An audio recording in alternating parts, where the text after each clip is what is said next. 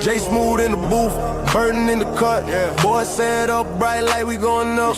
Bags in the air, hear the crowd go nuts. Every toss, every clutch, we breaking it all up. From backyard games to the bright main stage, we talk legends, upstarts, every rank, every age. From that perfect slide to a roll so mean, we got champs, dark horses, whole pit on screen. Line them up, 4 bags, 1 shot, hit the hole, hit the block, fill the room, go hide. Every guest drop gems when the mics get live. We dig deep on the dream and the grind inside. It's smooth takes, big plays, big stakes. From the tailgate, chalk to the pro lane breaks. Every drop, every block, every call, every hot take. They smooth, burps and grinds, we don't pump fake. Breaking down the boards while the scene elevates. If you love this game, then you came to the spot. Turn it up, lean in. Welcome to Smooth Takes all day.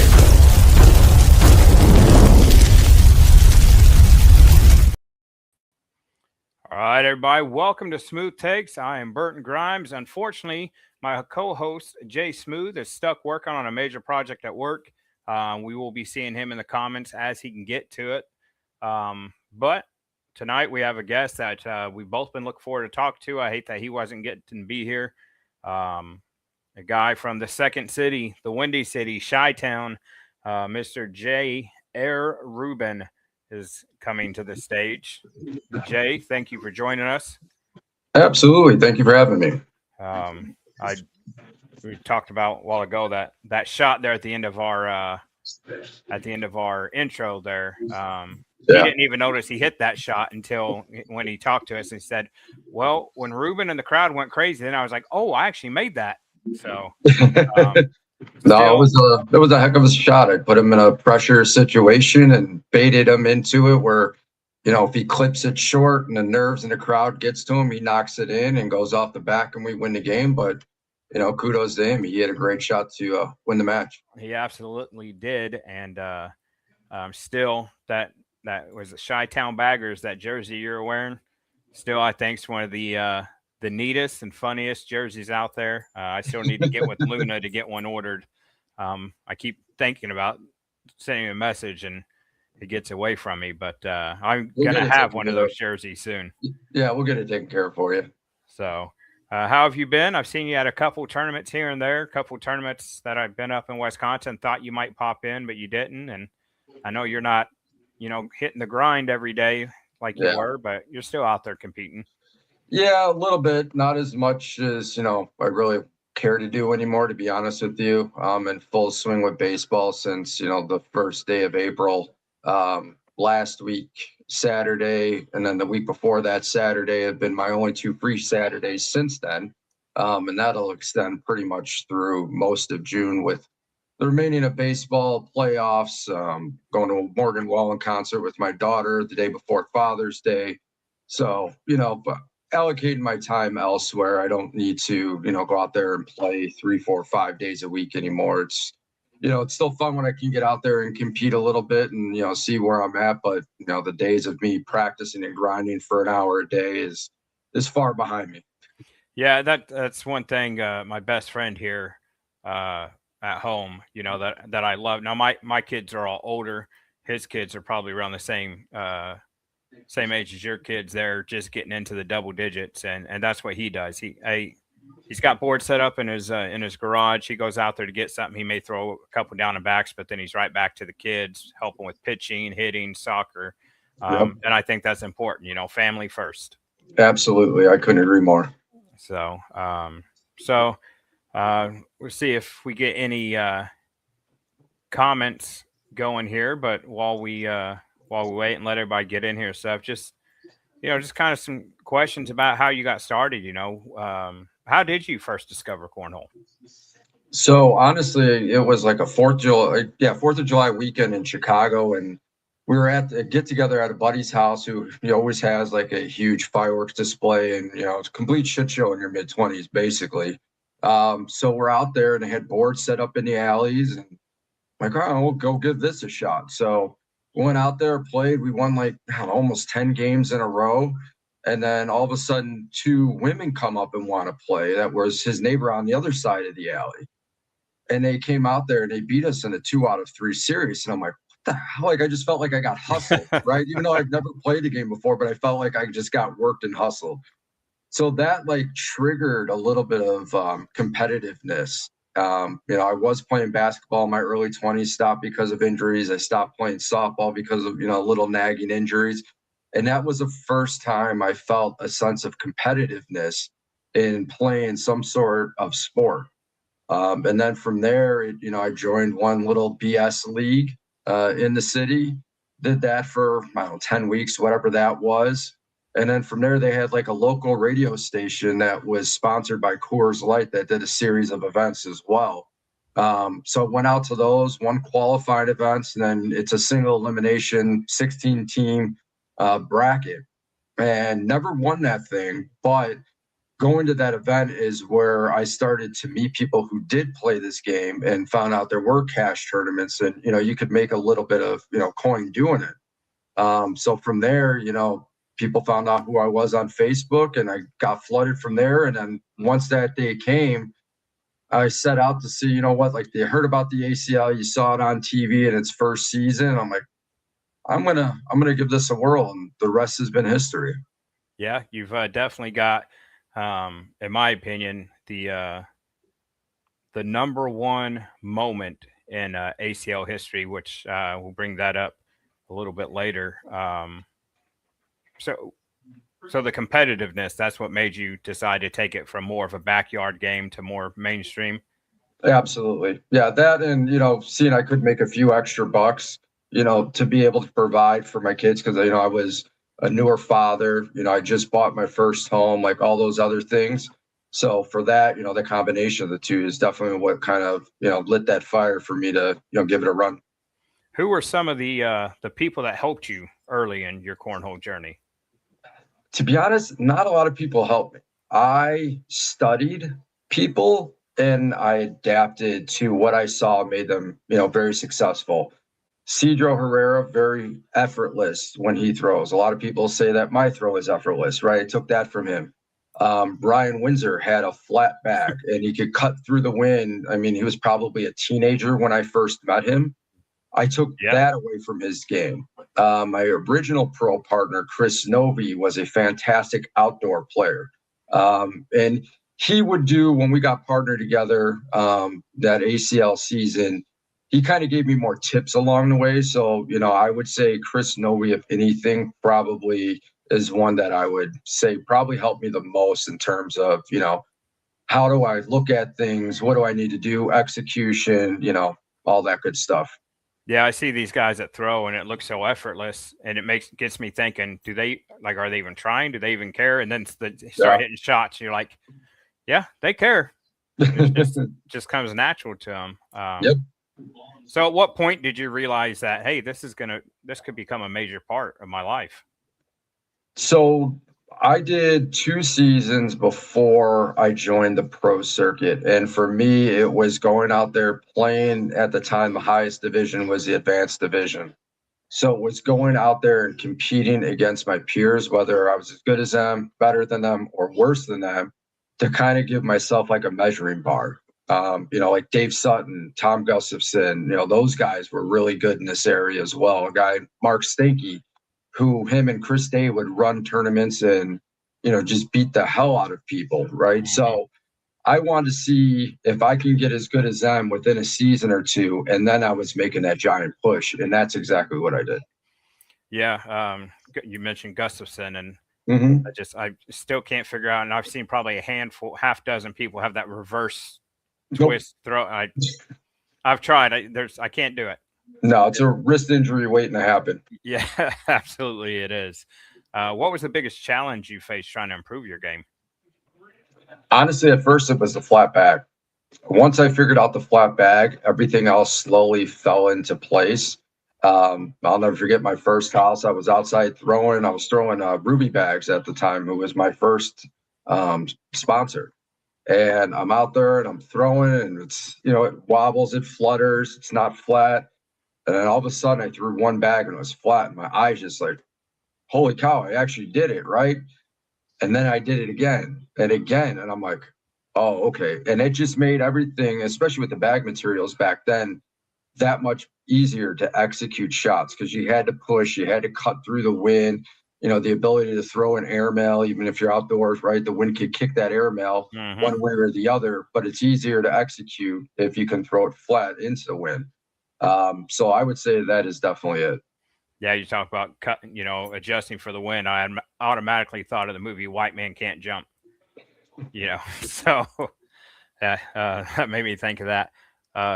Jay jumped on here. He wants to know, how'd you get the name Air Reuben? Funny enough, I got it on a podcast. Really? It had nothing to do with an airmail.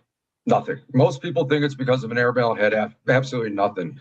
So I was on with, was it Donnie McPhee, Brendan Ahern, back when they used to do a podcast. And I idolized Michael Jordan growing up. Well, I lived in the Windy City, Air Jordan, and he's like, Air Reuben. And he said, he's like, that's it. That's your nickname. And it's taken off since. Yes, the airmail has come along and you can associate the two, but it had nothing to do with cornhole, to be honest with you.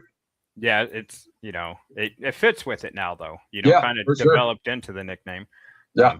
I grew up watching Jordan. I was probably one of, a dozen people that was a Bulls fan that was excited when they got Rodman, because I knew what he was going to do for that team. Oh, he's a game changer for sure. Absolutely is.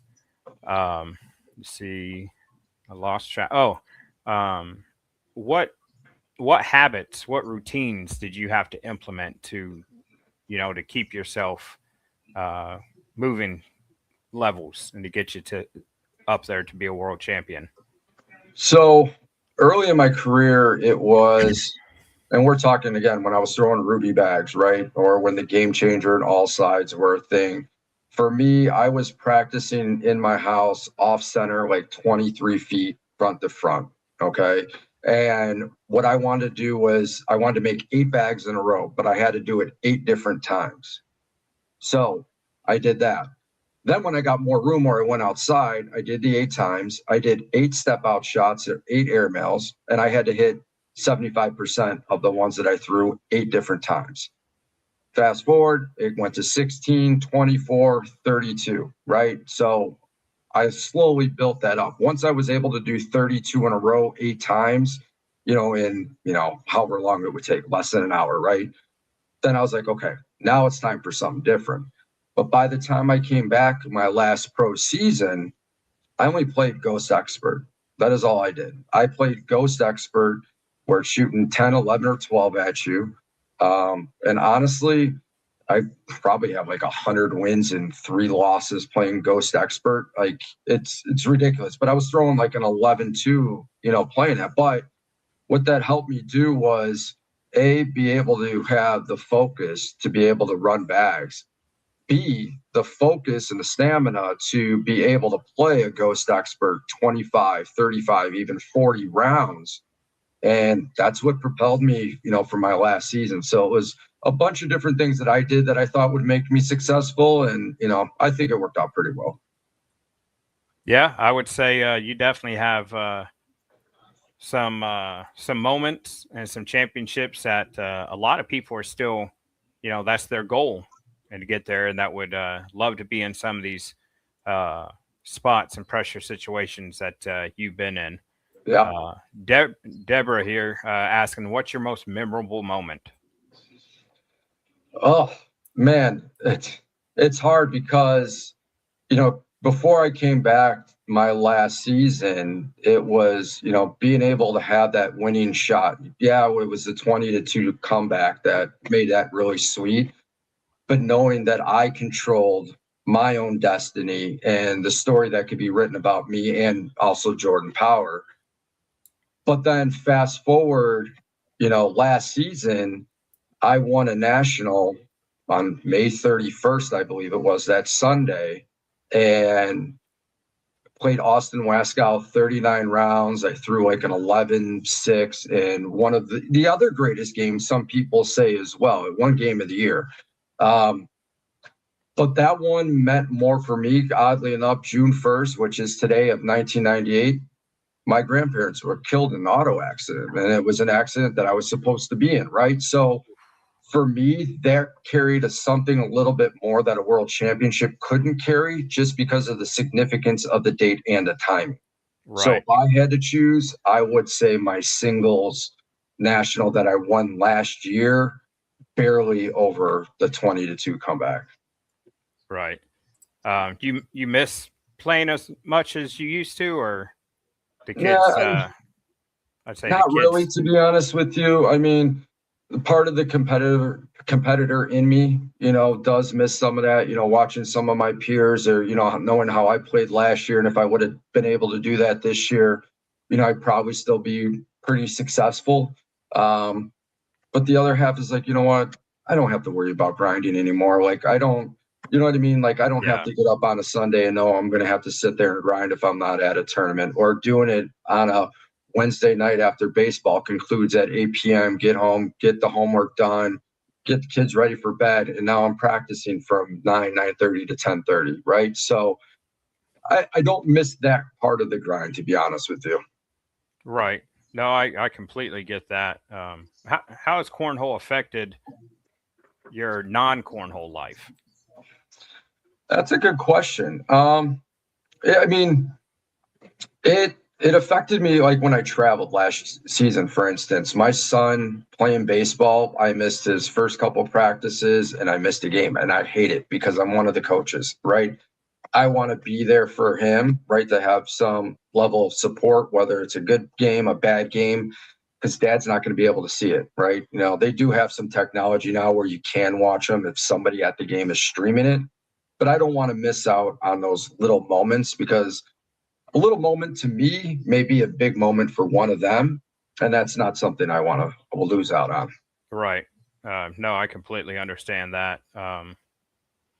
So somebody'd asked, do you have a favorite bag that you like to throw? Man, I love throwing, honestly, traditional carpet or herringbone. I've thrown some embers, which is true carpet. The Fly Magics I've always enjoyed throwing. I've thrown some herringbone for some companies that, I'm not really proud of them and the way I've been treated or represented. But I did enjoy throwing certain bags that are going to remain nameless. But I would say those are some of the favorite ones that I enjoy throwing.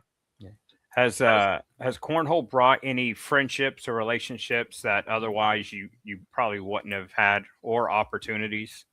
Oh yeah, 1000%. I mean, look, I'm not everybody's cup of tea, and I get it, right? I'm a fierce competitor. I want to win. I want to bring people along for that journey. And with that comes a lot of fire and comes a lot of passion. And, some people might mistake that for cockiness, when I consider it, me being very confident in who I am, right? But yeah, I mean, I moved out here 5-6 years ago, and there's a group out here with McHenry County Bandits, as you know. Paul, Jen, and Jason Luna, they've become family. I hang out with them around the holidays. I go to Paul's house on Thanksgiving. That's being a tradition now. Sometimes around Christmas I'll pop in over there for a little bit too. 4th of July get-togethers. Like, so without having cornhole, I probably would not have ever met these people. But now they're some of my closest friends. So I thoroughly love some of the people that I've met across the way. Yeah, it's the same way with me. The people that I have, my cornhole family, I wouldn't have without this sport. Now, Jason, get that $20 ready next time he comes over, because he got your name out there. So, so what's the cornhole community? Yeah. And there's no way to really explain it until you've been around it. But what do they mean to you? I mean, it means a lot. Like from day one, like when I started as a pro, I was running raffles to sell bags to try to put some extra cash in my pocket. I would get them for $50 and I would raffle them off for $60, right? If it wasn't for them and the support from day one all the way through, right? Whether it was a signature bag or, there's been a couple little merch releases, nothing serious. All that goes a long way. So, without them, a lot of that other stuff for me to travel and do things at the highest level is not possible. Yeah, absolutely. A player's fans, and you think of somebody, when you think of fans, you think of the mainstream sports, football, basketball, baseball, hockey, people going out and buying somebody's jersey or something like.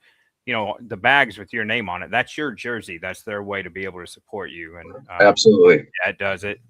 That means a lot. Who would, over the years that you've played, who is your toughest opponent? Like in and out, that, you're going to have trouble. I mean, the easy answer is myself, right? I mean, I'm the one in control, throwing the bags down the middle and scoring and taking advantage of opportunities. But aside from that, Mark, over the last couple of years, he's definitely presented a lot of challenges, especially, once he was able to develop more of a roll and a cut and knowing when to use it and executing it at a very high level. Jamie Graham, another one. I was able to beat him in one of the nationals last year, which hadn't happened. I had not beaten him in singles.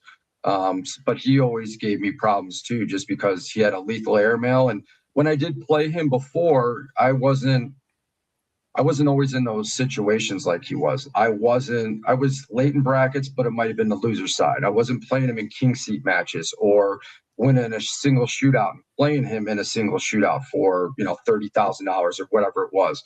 So I faced him in some scenarios that I wasn't exposed to a lot. And I think, that experience or lack thereof, gave me a little bit of trouble, against guys like that, until I got enough experience, which, was able to put some of that, behind me.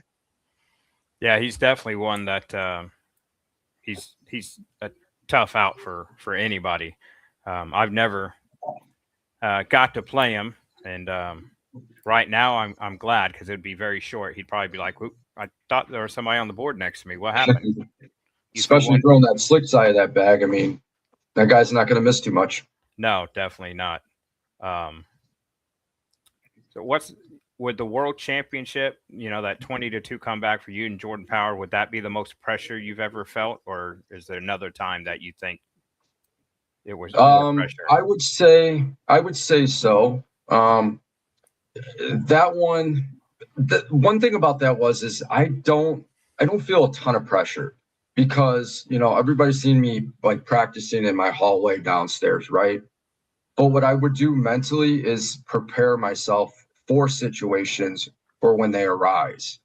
And that is not to say it was 20-2, right? But thinking thousands of times that I have the shot to win a world championship, whether it's a slide, whether I got to airmail it, whether I got to cut something I simulated all those things. So when it comes to the actual moment, all that pressure is off of me. It's just going out there and doing what I did the 3 bags before, or the duration of the game up until that point. So I really tried not to put too much pressure on myself, just because of the work ethic that I had. You talked about earlier that you're not everybody's cup of tea. Yeah. Well, we all know how Jordan is, Jordan Power. Yeah. He's definitely not everybody's cup of tea. He's one of those guys that I feel like you either like the guy or you don't like the guy.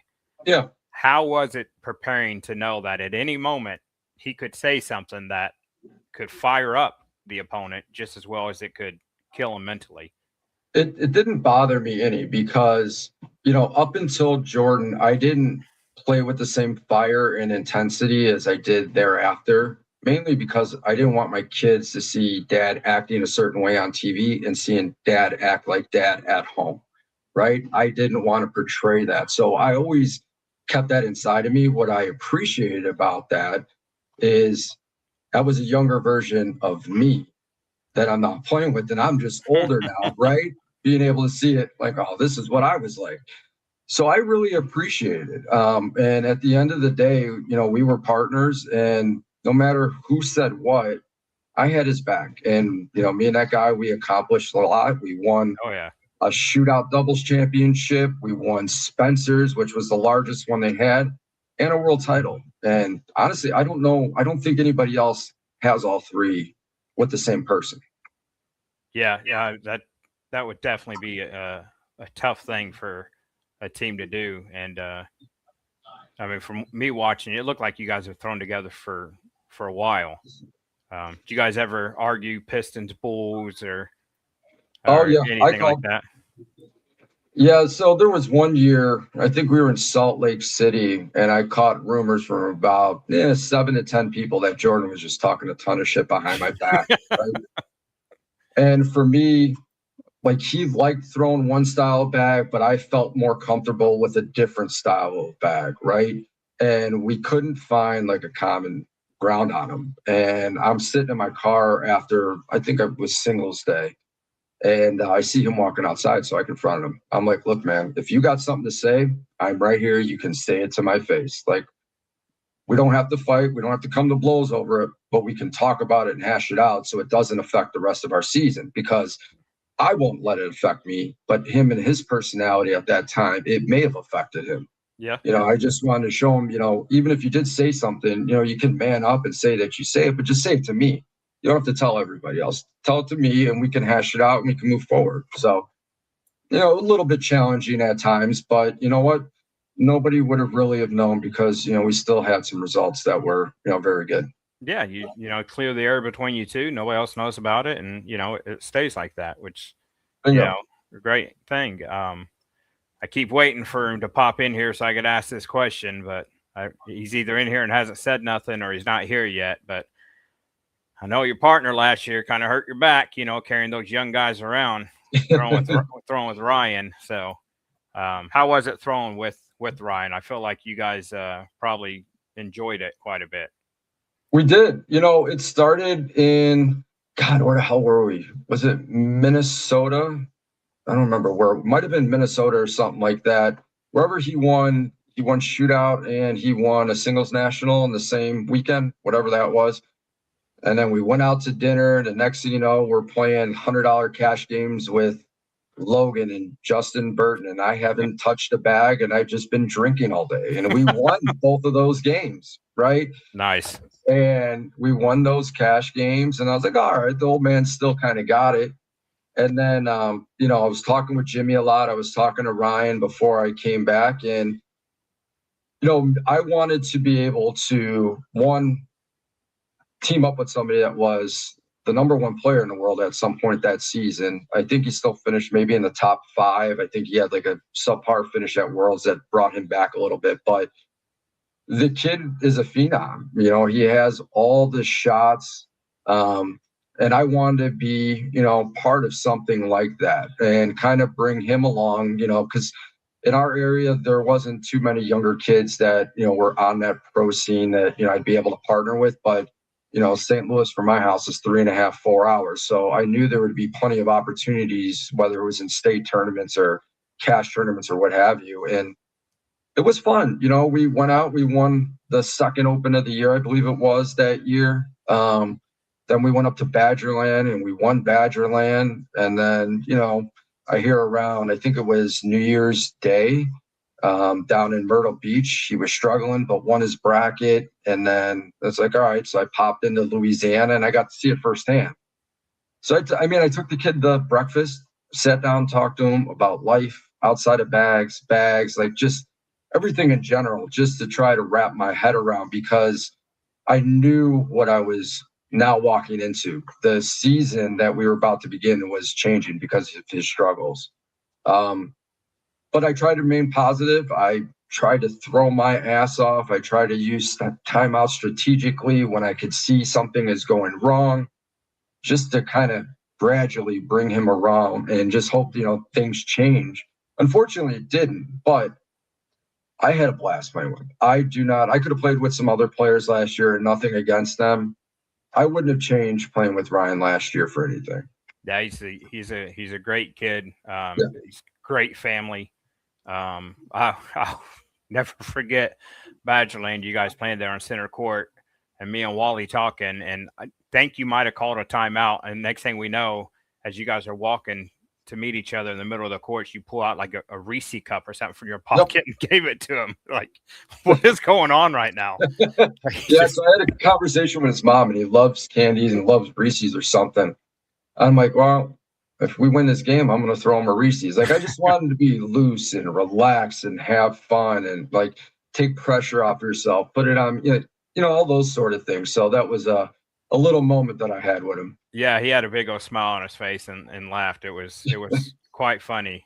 We weren't sure what the backstory was at that time, but we do now. Why do you think cornhole's exploded so much that it has in the last 10 years? Honestly, I think it's cheaper than most sports. So your investment into it isn't a lot. You can pretty much play it anywhere, right? Whether it's indoors or outdoors. So the accessibility part of it is fantastic. And you really don't have to worry about any injury, especially as you get up there in age, right? Whether you're playing basketball or softball or whatever it may be, the injury risk, unless you just drunk and fall over a board and, break your wrist, right? I mean, it's non-existent. So I think, that was one component of it. And then once it got on TV, you had millions of people are like, oh, I could do this. And then they quickly realized that you can't do this. And it's going to take a little bit of time and effort to attempt to do that. What do you tell people when they tell you, oh, that ain't a real sport? I tell them they're full of shit because, you're going out there and playing the best players in the world. And you're going out there, and we'll call it singles day. We won't go into doubles where you're throwing less than half of the amount of bags. You're going out there throwing anywhere between 100 rounds if you go undefeated, maybe 120 if you end up in the losers bracket, probably somewhere north of 200. 4 bags, that's 800 bags, not including your warm-ups, not including your hour practice earlier in the day. Mm-hmm. The physical wear and tear, right, that it takes on your body over the course of a day, on top of the mental exhaustion, people they don't comprehend. Until you've been there and you've done it, you really can't understand what it really does take out of you. Yeah, I always tell people, well, just go stand outside in the parking lot for 15 hours. Yeah. Just keep swinging your arm back and forth and see how long you want to do it. Mm-hmm. If you could, what do you feel like the sport as a whole could do better? What do you feel like if you had the power to change it, what would you change? I think there's too many bag manufacturers with the same exact bag. Now I get it that herringbone is very popular, that our carpet is very popular. Certain materials like the traditional carpet has become obsolete. I feel like, instead of having 70, 80, whatever the number is, suppliers, maybe you need to bring down that number to 20, right? And maybe some of that additional money that would have came from the other 50 said sponsors, right? You see an uptick there for the 20. Maybe those 20 are able to have bigger teams, especially now you got the team events, right? And you got owners of said companies.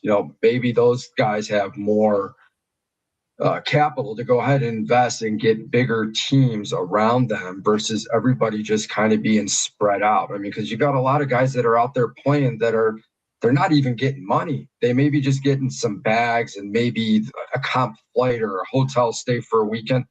They're not getting a whole hell of a lot, right? So what is that real value bringing over to, the ACL? I don't really see it unless those players explode on the scene.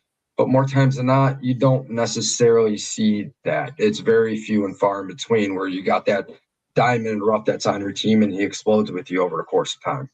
Yeah, I don't see nobody's making a living doing this as far as I know. And if there is, it's got to be a handful of people, and they're not making a lavish living doing it.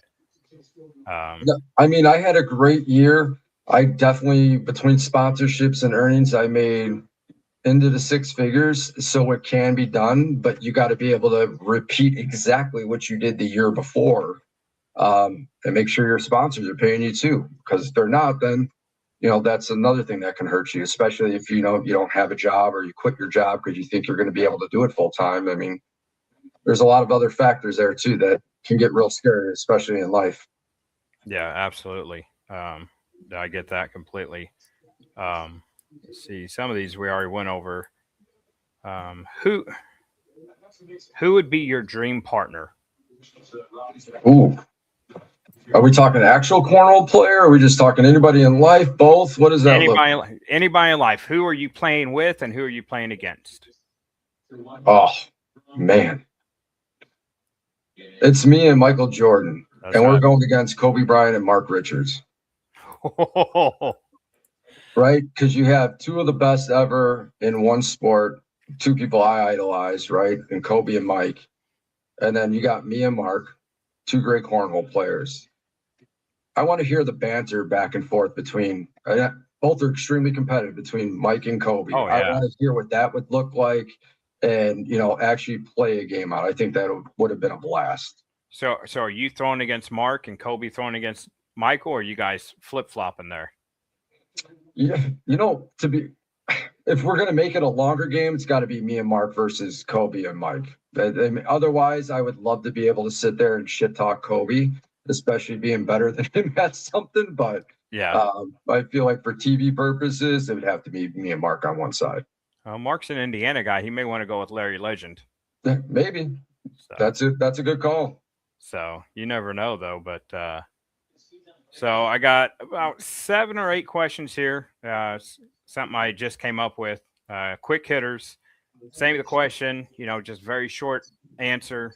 First thing comes ahead there. Favorite bag you've ever thrown? Oh God. And I'm sitting here looking at the world title, pro single shootout wins. I have all these bags over here. I'm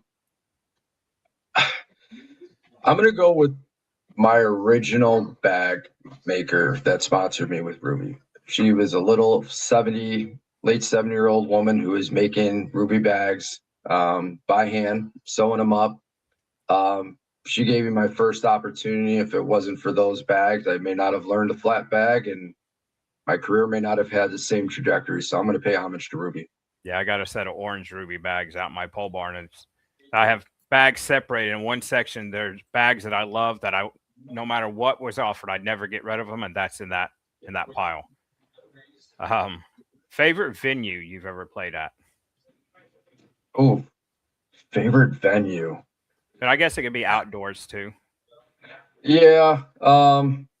Spencer's is cool, but to me, nothing really compares to playing at Worlds on the main stage on TV, not even in the venue itself, but venue itself, it's nice, but playing on that main stage where you got kind of everybody kind of looking down at you a little bit of its eye level as well. I would say that one for sure. All right. Who do you feel is the most underrated player right now? Ooh, that is a great question. Man, I would say going into the season, I would have said Clausen, Aiken, and Hodette, that trio of those young kids. And I had to play all of them last year in my bracket at Worlds to get to TV. So that was literally my path, and Clausen double dipped me. But they've exploded onto the scene. And I would put Clausen 1 on that list because that kid is very damn good. His time is coming where he may challenge, Mark for that number 1 spot. Yeah, I could see that. First time I ever seen Aiken was up at Badgerland. And he's really good too. Yeah, he's and so quiet. He is. He's quiet. He's humble. He's a very chill kid. I have nothing respect for him. What's one tournament you feel every player should experience? It's got to be Spencer's. I know it does cost a lot to go out there with entry fees and flights and Airbnbs and all that stuff, but just to be outside to see it, I feel like it's a more relaxed environment, and you can have a little bit more fun. You're going to get 8 to 12 teams in your pool. You're going to play a bunch of different people you've most likely never played against. I feel like everyone needs to experience that. Yeah. Yeah. Sometimes I get tired going to a tournament, and then within the first game or two, you're playing somebody from where you're from, and you're like, really? Oh, that does happen for sure. So, what is one word you would use to describe cornhole? Oh, for me, I would say it's competitive. Again, back to the casual fan not knowing much about it, but if you get out there and you're playing and grinding through a bracket, it is extremely competitive. Yeah, it really is. And that's one of the things I loved about it, is the competitiveness, but also the camaraderie of the cornhole community. You know, I spent many years in the Marine Corps. Yeah. And when I got out, the thing that I was always searching for was that camaraderie. That's what I missed, you know. And then when I got into cornhole, and I was like, this is it. This is my replacement for my brothers in arms. Like, Yeah, because I mean that's a great point, because like think like if say you had to go to North Dakota, South Dakota, right? And you were in a bind and you needed somebody to pick you up or put you up for whatever, you're going to have those resources to be able to do it. Where, you know, if it wasn't for this game, you wouldn't. You'd be stuck on an island trying to figure it out. So no, Yep. I definitely agree. That's another good one. Absolutely. So really looking back at everything cornhole's brought into your life, competition, friendships, travel, memories, what's the game truly mean to you? It means a lot. I mean, it's been able to provide a sense of accomplishment for me for what I set out. It's, you know, been able to help provide a life for my kids that I never had, that now they are able to have. And if it wasn't for this game and my dedication to it, you know, some of this possible, sure, but I know it's definitely possible based on, you know, the things that I've been able to do within it. So it's definitely been able to help in a multitude of different ways. Yeah. Kids interested in it at all? My daughter played in one tournament when she was 5, and it was a kids tournament 8 years ago. So when I basically first started, and she got 4th place. And my little guy will occasionally pick up bags and toss them in the house or want to toss them with me if I'm practicing. But he's an 8-year-old phenom in baseball, and that is his passion. And, you know, if that's his passion in life and that's what he wants to do, great. I'm going to follow his passion and his journey with him. If he wants to do this, then, you know, he's got a great teacher that can teach him a lot of things and take him as far as he wants to go into it. Absolutely. Last question. Cubs, White Sox. Cubs. There we go. All right. I knew he was a smart man. He knows MJ's the GOAT. He's a Cubs fan. Didn't talk about LeBron at all. Nope. Thank you for joining us. It was a great time sitting and talking to you. I love seeing you at tournaments and talking to you. I'm glad we could finally get you on here. Sorry, Smooth couldn't be on here. Hopefully we can do this again in the future and let him sit down and talk with you. Yeah, absolutely. Anytime you guys want to have me on, just shoot me a message, and I'll work around my schedule and make time for you guys. All right. Any closing words? Any shout outs? Anything you want to do here before we end it? No, this is honestly just to thank you to anybody who's watching, who's helped support over the years and rooted me on, and all the messages and stuff like that on social media, when I'm out there and I'm doing my thing and I'm doing it well. Just want to say thank you guys for everything and all the support. I'll be out there from time to time. I'm not traveling to majors or nationals or opens. I mean, if it's not in my backyard, I'm definitely not going to it. So, but who knows, down the road when time allows itself a little bit more, maybe I will. But as of now, no desire to really do any of that anymore. Badgerland 2026, November. No. Nope. Oh. I've had multiple people ask me, and I have not committed to anybody to do it. I talked to Nico Morales, funny enough. He was asking me about it, and I was like, do you just want to get drunk and just shoot airmails all day and see what happens? And he wasn't opposed to it. So there we go. No, I don't have any desire to go to Badgerland. Not to say I won't, but as of now, I don't. Yeah, it's a lot of fun, and you said, backyard. So thinking, hey, you might see him there. You might see him. Maybe it's some chance, but never say never, I guess. Absolutely. So, all right, sir, I will let you go on about your day and enjoy your time with your kids. All right, I appreciate it. Thank you. Thank you for joining us. All right, guys, that was Jay Rubin, world champion. You want to see a great game, great comeback, go look up him and Jordan Power. I think it was 2022. They were down 20-2 to Mark Richards, Philip Lopez. they came back, won. It was an incredible game. I'm going to go look for the other singles game, see if I can't find a stream of it that he had mentioned so I can watch it. But hey, if there's anybody you guys want to see, anybody you want us to reach out to get on the podcast, so you can ask questions, interact with them, send us an email, smoothtakespodcast@gmail.com. Send us a message on Facebook, put it in the comments, whatever works for you, whatever is convenient for you. We'll start working on our guest for the next show. We'll get that announced, and we will have Jay Smooth back with us at the next one. Until then, we'll see you down the road. Night.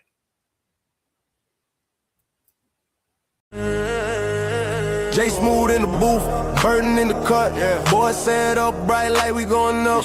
Bags in the air, hear the crowd go nuts. Every toss, every clutch, we breaking it all up. From backyard games to the bright main stage, we talk legends, upstarts, every rank, every age. From that perfect slide to a roll so mean, we got champs, dark horses, whole pit on screen. Line them up, 4 bags, 1 shot, hit the hole, hit the block, fill the room, go hard. Every guest drop gems when the mics get live. We dig deep on the dream and the grind inside. It's smooth take, big plays, big stakes. From the tailgate, chalk to the pro lane breaks. Every drop, every block, every call, every hot take. They